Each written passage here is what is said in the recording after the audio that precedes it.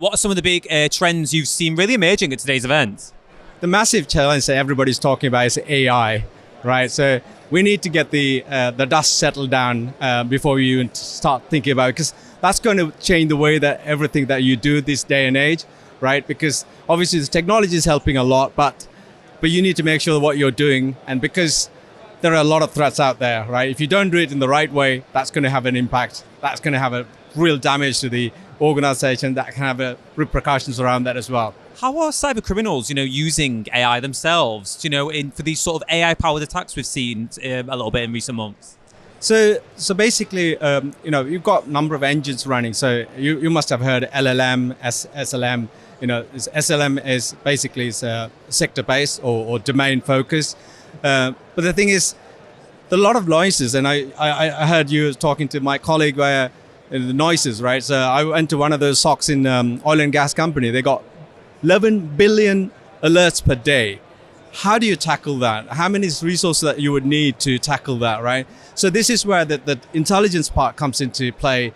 Machine learning, deep learning, artificial intelligence, to be able to kind of help the security operations center to operate them in the way that you only look at the information that you're focusing on, rather than looking at the noises that's going to burn out the staff.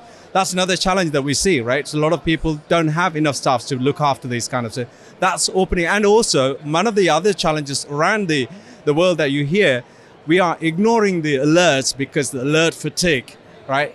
But do you know which one that you're ignoring? What repercussions that going to have? So these are very, very key things that to protect your environments. This is where the AI, the machine learning comes into play to be able to help you organize them in such a way to protect your environment. And the layered approach, I always talk about, when I talk to my customers, I always talk about having your baseline correct first, right? And once the baseline is in place, always get your basics right.